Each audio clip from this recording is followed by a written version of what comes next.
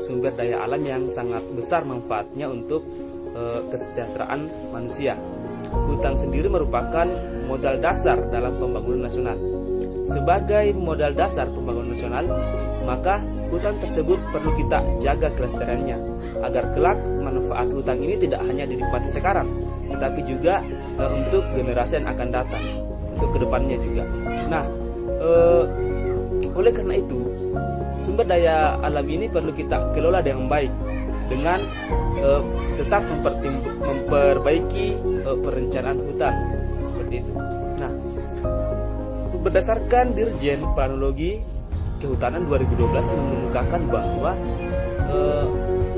pembentukan wilayah pengelolaan hutan ini adalah suatu kegiatan yang bertujuan untuk membentuk unit-unit pengelolaan hutan yang dimana mempertimbangkan karakteristik lahan, fungsi hutan, tipe hutan, kondisi das, sosial budaya, ekonomi, serta kelembagaan masyarakat, termasuk masyarakat hukum adat dan batas administrasi pemerintahan.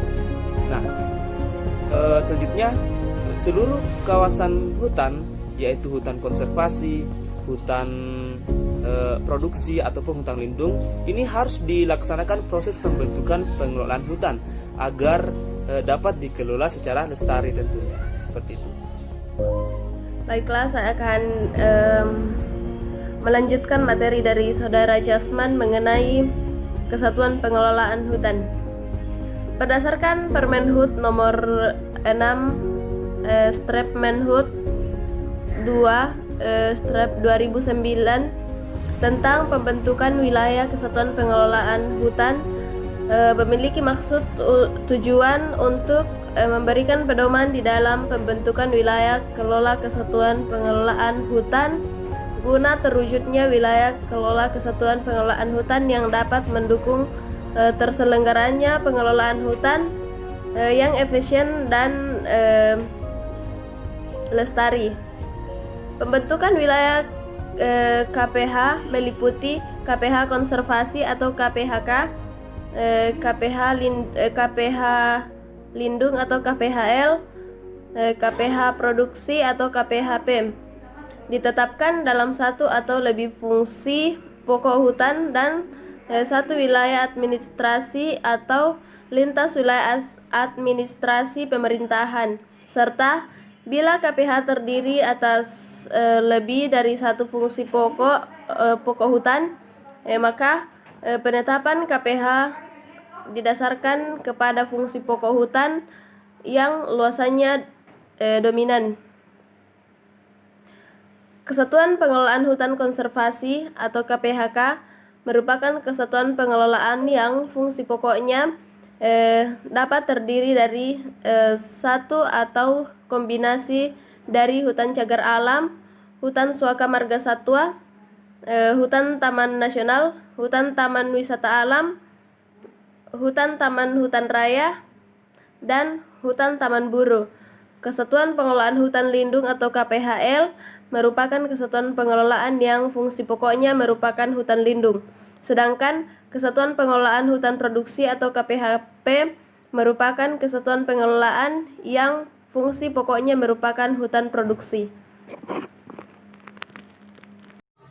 Nah, langsung saja kriteria pertama yaitu kepastian wilayah kelola. Nah, indikator kepastian wilayah kelola ini sebagaimana dimaksud dalam pasal 5 ayat 2 terdiri atas: yang pertama, berada dalam kawasan hutan tetap setelah tahap penunjukan atau penataan batas atau penetapan kawasan hutan.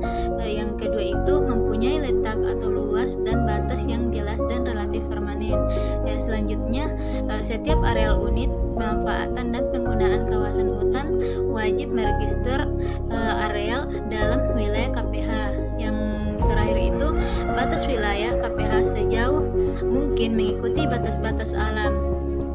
Nah, kriteria yang kedua yaitu kelayakan ekologi. Nah, indikator kelayakan ekologi sebagaimana dimaksud dalam pasal 5 ayat 2 huruf B terdiri atas yang pertama, posisi dan letak wilayah KPH mempertimbangkan kesesuaian terhadap das atau subdas. Yang kedua itu mempertimbangkan homogenitas, geomorfologi, dan tipe hutan.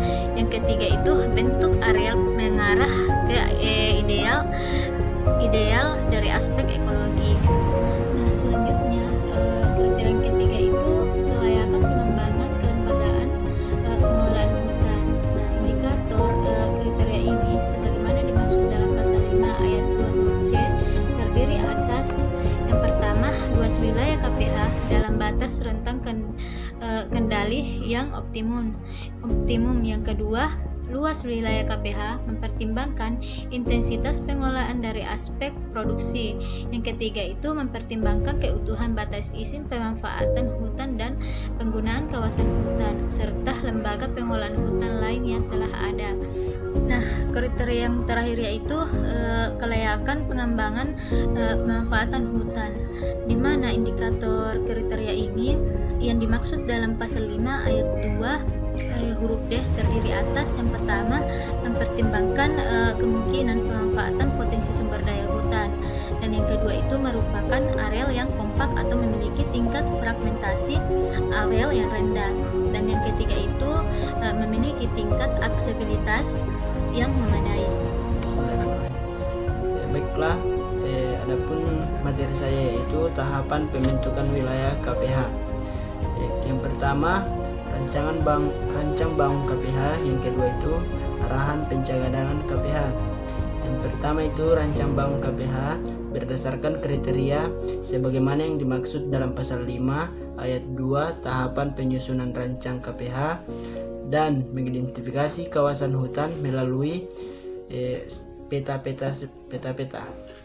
Kemudian arahan pencadangan KPH yang dimaksud dalam pasal 10 rancangan bangun KPHL dan KPHP sebagai yang dimaksud pada ayat 2 kepada Menteri untuk mendapatkan arahan pencadangan dengan tembusan yang disampaikan kepada Direktur Jenderal Panologi Kehutanan, Direktur Jenderal Bina Produksi Kehutanan, dan Direktur Jenderal.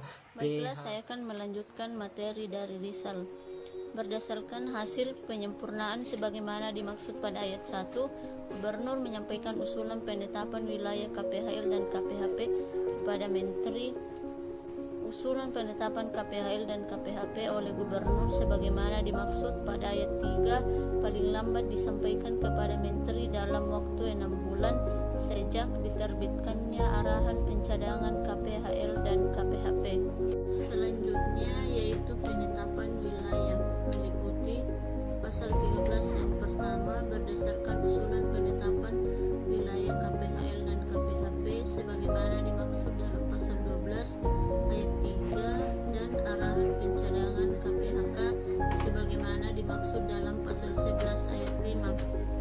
Menteri menugaskan Direktur Jenderal Planologi Kehutanan untuk menyusun konsep keputusan Menteri dan peta penetapan wilayah KPH melalui pembahasan dengan Aselon.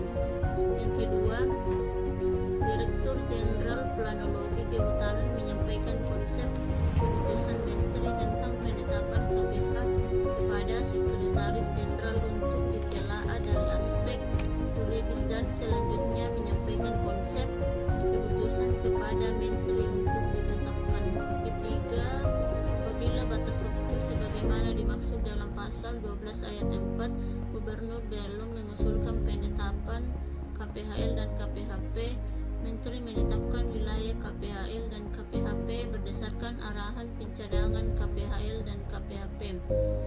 Yang keempat, dalam rangka persiapan untuk mewujudkan kelembagaan KPH, Menteri dapat menetapkan wilayah KPH model yang merupakan salah satu bagian dari